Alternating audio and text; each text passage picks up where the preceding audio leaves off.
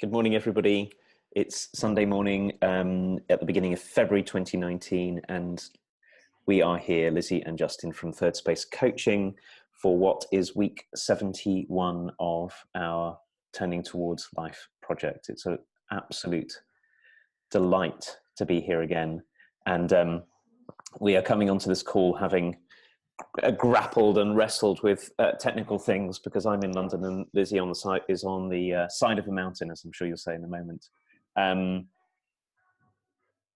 Yes, I'm really so glad, Lizzie, to be here again, and you've chosen a wonderful source this week, which I'm very excited about talking about. So hello from Austria, everybody. It's been a right kerfuffle getting here. I had to ski really fast. I'm skiing with some friends and my husband, and I had to ski really fast to see if I could get any 3G because I didn't have any reception where we were. So I'm scrabbling around, and I found myself at a kind of slightly empty restaurant to just sit in for this half an hour and talk to everybody. And I also don't know about the reception either, so please forgive us if this technology doesn't work 100%.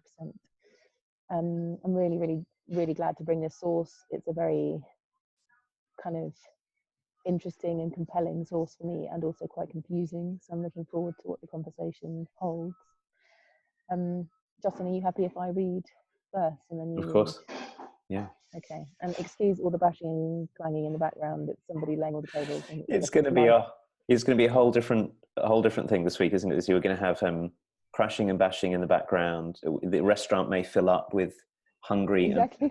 ears. We may have our internet interrupted. So for any of you who are with us, hang on tight. There may be some bumps along the way, and who knows if we'll make it to the end, but we will do our best. Send us some technological vibes to help us through. So this poem is called Fearing Paris, and I think it's also called Seeing Paris, and I think I might have got the title wrong.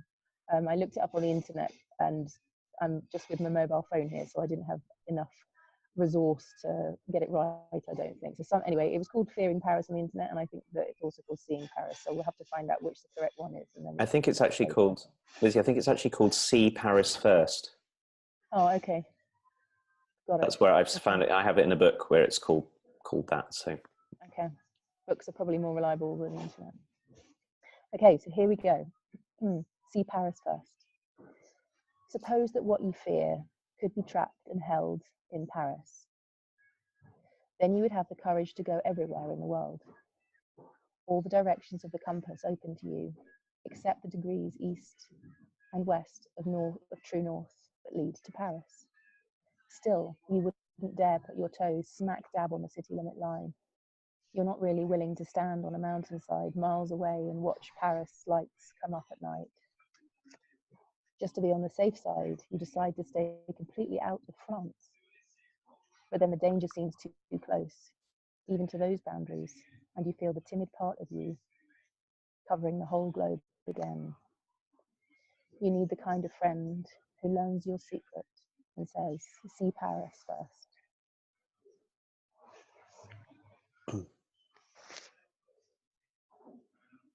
So here is See Paris First by Marsha Truman Cooper.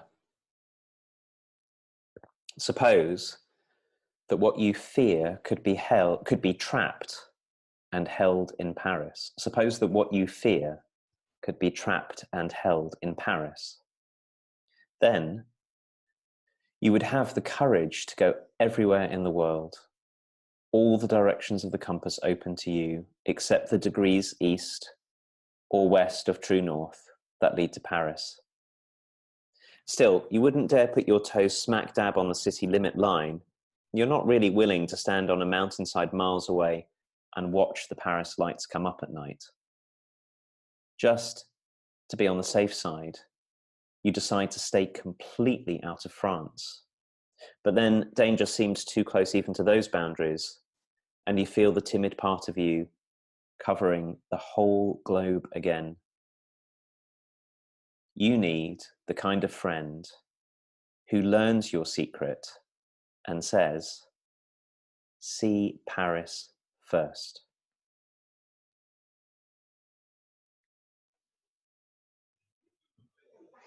So the thing that arises really strongly listening to you just read that now, Justin, is this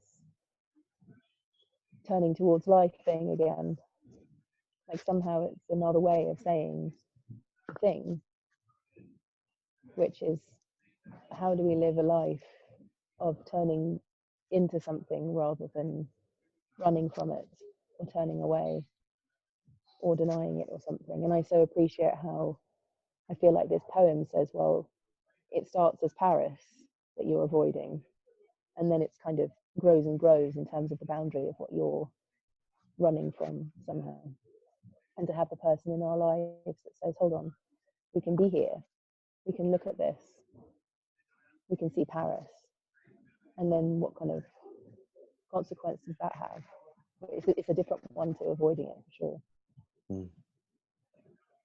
I've been thinking about this poem a lot, Lizzie. It's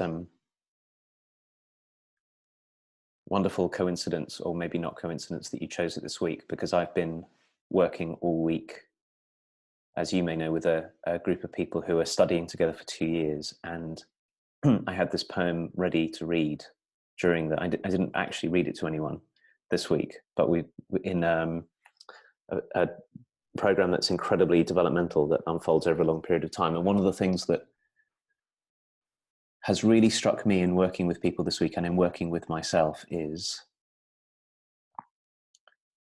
everything you say, and something else that occurred to me, which is, I think, is implied really strongly by this poem, which is what we fear. Let me see if I can say it this way. It'd be one thing if it was just, you know, your life will be more full, you'll have more space, you'll have whatever if you see Paris first, which is kind of part of what's going on in the poem. But the other part that's going on that's so beautifully expressed in this is what we are afraid of but won't go near ends up shaping our entire lives in very profound ways. And so there's a sort of, one angle on these kind of things is, well, just turn towards what's difficult for the sake of turning towards what's difficult. And there is something in that,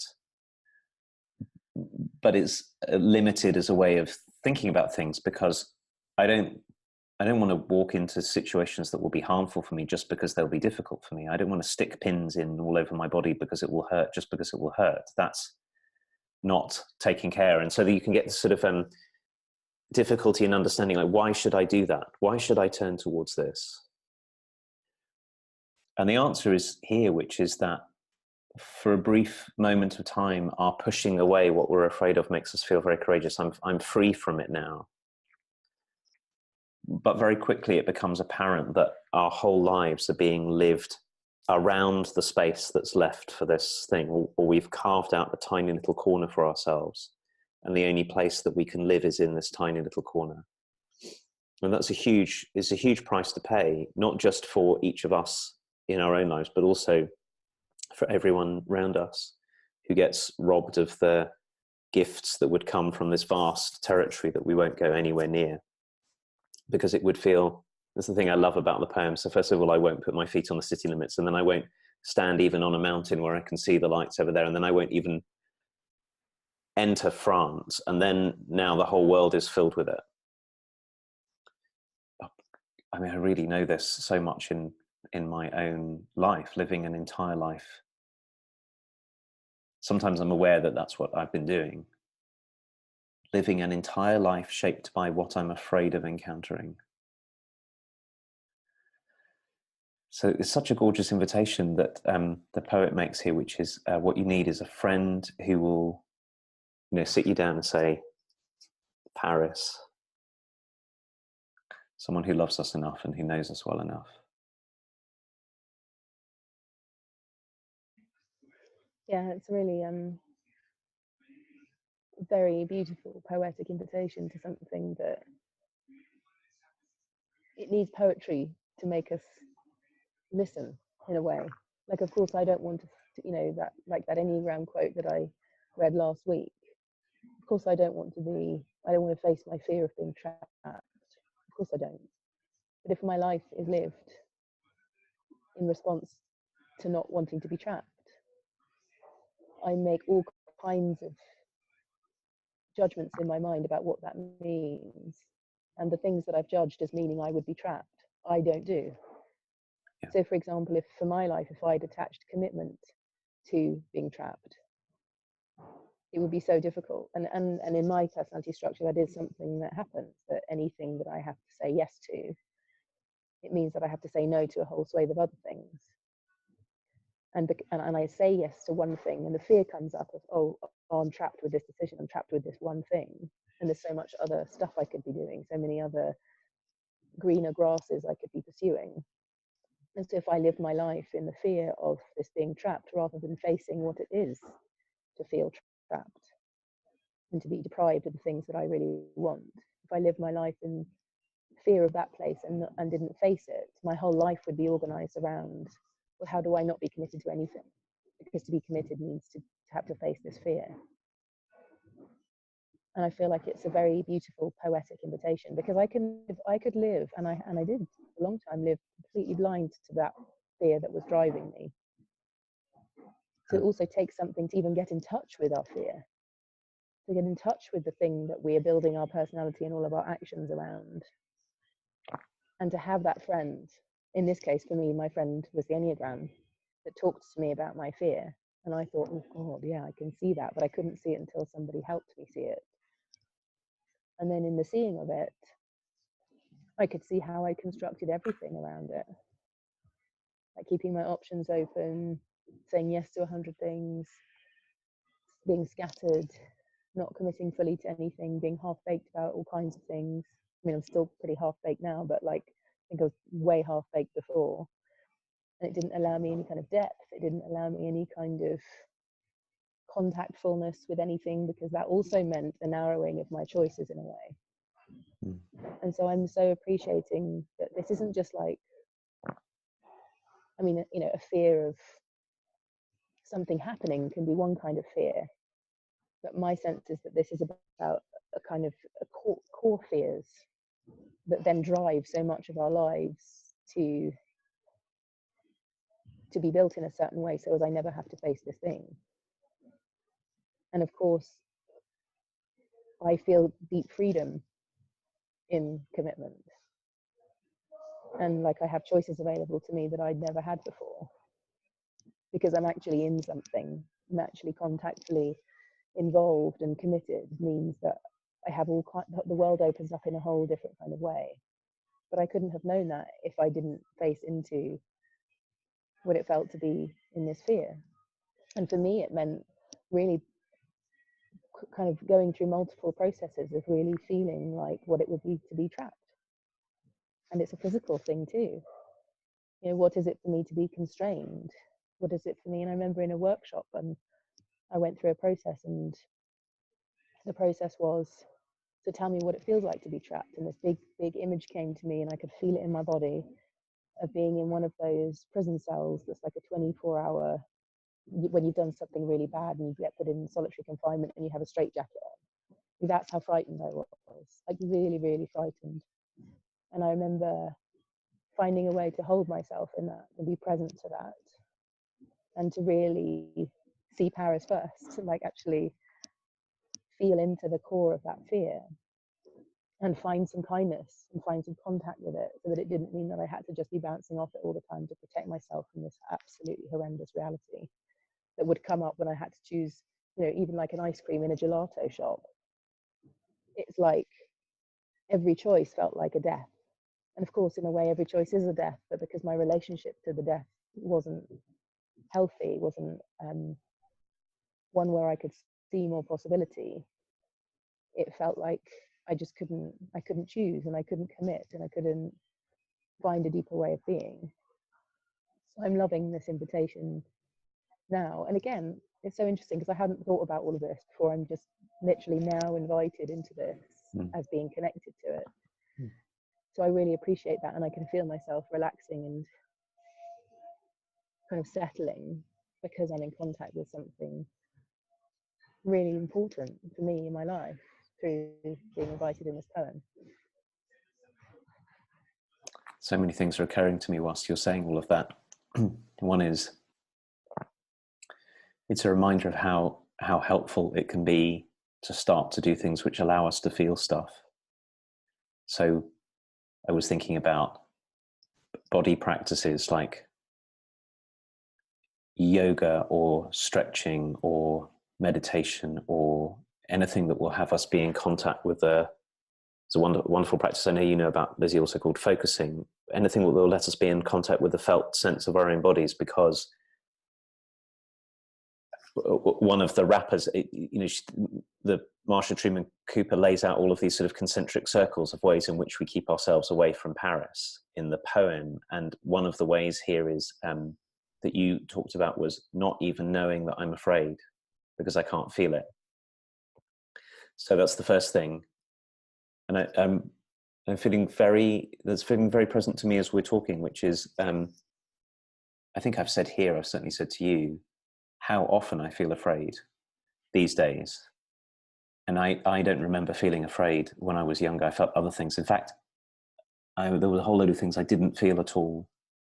And it's been an enormous step to find out that I am afraid, as a way of finding out what I'm afraid of. That was one of the things that occurred to me whilst you were speaking. And the second thing was just listening to your account of yourself and your facing this and thinking about me. It occurred to me to say something that I may have said on a different call that comes from Thich Nhat Hanh and his work on fear. So Thich Nhat Hanh, as you'll know, Lizzie, is a wonderful Buddhist teacher, and he's written very extensively about fear. And he says this extraordinary thing about fear, which is that seems really true to me, is that fear is always about something that hasn't happened yet. And that when we come to encounter the thing that we're afraid of, very, very often, in fact, I think he probably goes as far as to say we always, but I'll say very, very often, we find that our capacity to be in contact with the thing that we're afraid of, the thing that's happening now, is way, way greater than we ever imagined. Because whatever's happening now, the fear part is not about what's happening right in this moment. The fear part is about what might yet happen. It's so helpful to know that, because to know to find the part in ourselves that I can be here, even though it's very, very strong and intense feeling. I can actually be here with this. And then here comes something else, and I can be here with this again, even really frightening things. It turns out that we humans have the capacity to do that, which is one of the great paths through this invitation in this poem. And I've been practicing this, I realized, quite a lot recently.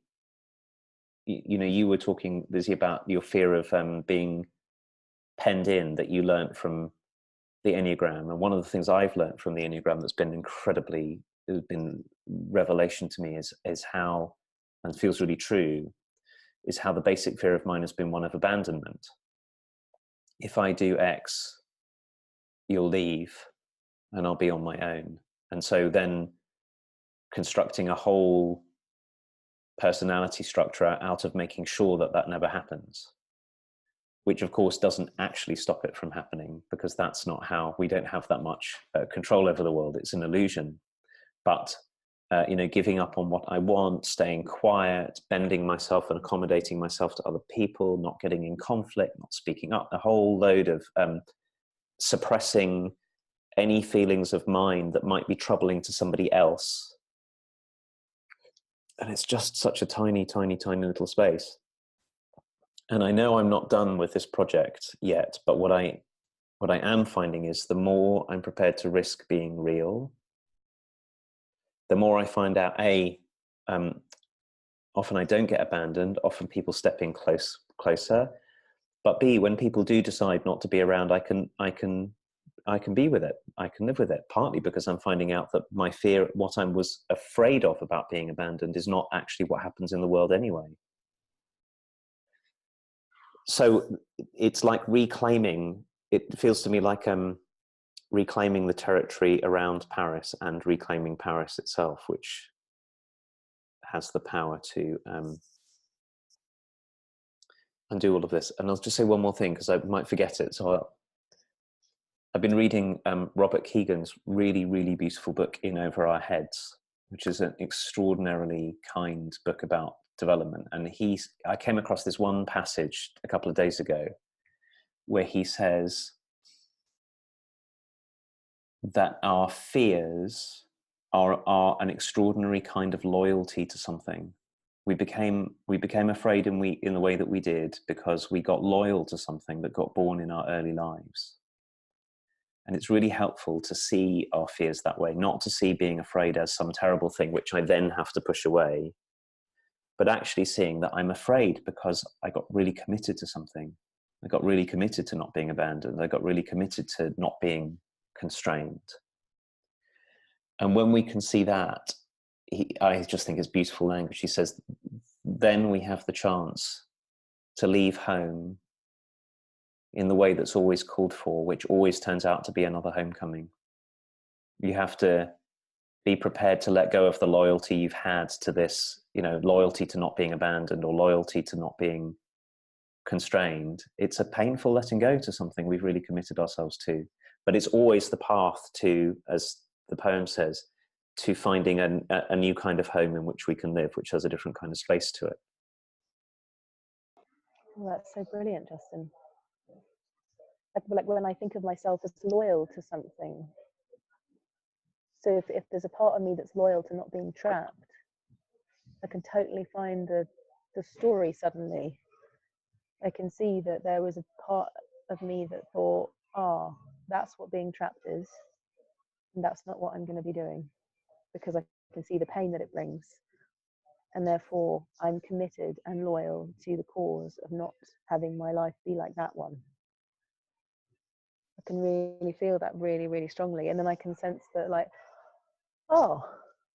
there's a good intention in that. I had a good reason to build a life around not being that way. And of course, it's a mistake to think that. And it's a young thought. It's a young place of not having a sophisticated enough understanding of complexity and ancestry and all kinds of things. But in this place now, I'm thinking, as a little girl, I knew it was important that I sought a life that didn't have that in it, like that there's intelligence in it. And then, of course, like all of our development, we come back around again and reconsider all these things as adults. If our lives turn out that and probably if you're watching Turning Towards Life, these questions of what it is to be human and how to be able to enjoy one's life and find meaning and a way to contribute, and all those big inquiries we're in. I feel like at some point or another we would have had some kind of opening that makes us look at this again, makes us look at how we might in some way rewrite the story, that we could be freer and not be in the small version that we learned as a child of how to be in the world, but that we have to break those boundaries to find a way of living in a wider way. That's really, really beautiful, Justin. I'm really moved by seeing a little more, or seeing it like having a different way of naming something as a loyalty. Really feels like it opens things up to inquire, basically. Yeah, otherwise there's a risk with any of this, approaching our lives in this way, that it becomes a kind of punishment. I'm so terrible because my world is small, and it would be, and I'll punish myself or be punished. That's the path. And then if I punish myself for living in such a small world, somehow the world will get bigger. And even if it does, that comes at such a cost. It's kind of the self-improvement narrative, which is, I must be better. There's something wrong with me, and the task of my life is to keep on addressing all the things that are wrong with me, which is never ending. And so every new freedom comes with a desperately painful, undignified mistake, which doesn't recognize the sacredness and beauty of being a person and being a living thing. And that's exactly why I think Robert Keegan's language is so extraordinary. is to say, of course we got loyal to things. Of course. And when we're small, even when we're not so small, but when we're small, we have to figure out a way to live in the world, and we have to figure out something to hold on to that seems to matter maybe to the people around us, or that seems to make, I think that's often where it starts. Any of us who grew up with other people around, whether we had a loving or a difficult relationship with them, we're trying to figure out what should I get myself committed to here that will have it possible for me to be okay in the middle of it. And it's such a beautiful intention. And that's why his language, which I think is really, it's so well expressed in this poem because it's about place. Robert Keegan's language is, I think I might have just said this a few minutes ago, but I'll say it again. He says that we keep on having to make the move to leave home, and then we find home again. To find home, we have to keep on leaving home. And in this sort of wonderful back to front way, leaving home in the poem is actually going to Paris. Going to Paris first, the one place that feels like not home, because recognizing that we've kind of built a life around a loyalty of never going to a place like that, because it would keep everybody else happy, or it would make me feel safe. Yeah. And then we can approach this not as self-improvement, but as widening the space of life that it's possible to inhabit. And there are good reasons to widen the space of life, not just for us, but for everyone else, everyone around us, and for the sake of life itself, that life should fill the spaces. Right? It doesn't then make you a better or a worse person. That's not really the question. I think it's more the question is something like, what kind of life can come through this unique expression of life that each of us is? That's more of the question, what's allowed to come through here. Yeah, and I think the minute you start referencing other people in relation to your own personal unfolding and process, you know it's a great sign that you're not on the money anymore.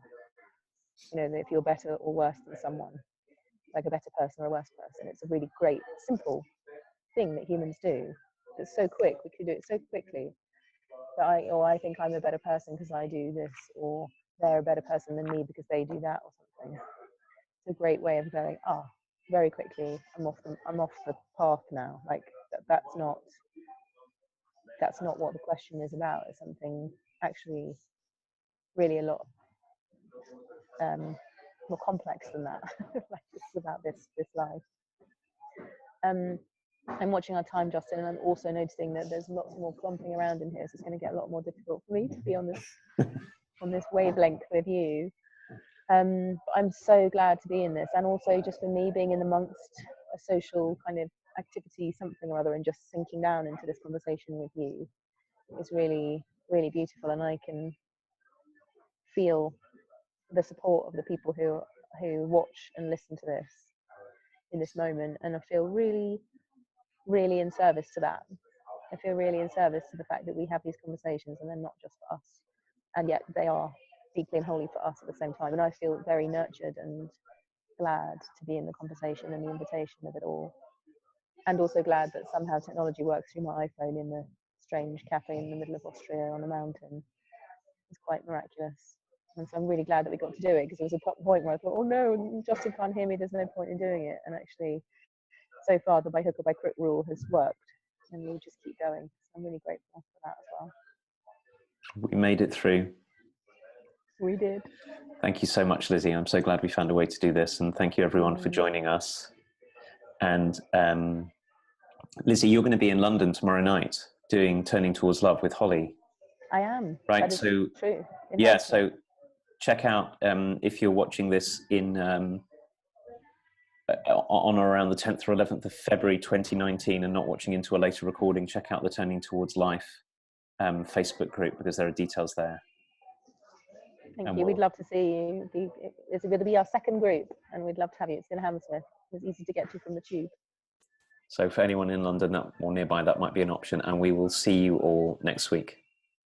Thanks, everybody. Thanks, Justin. Bye. Bye.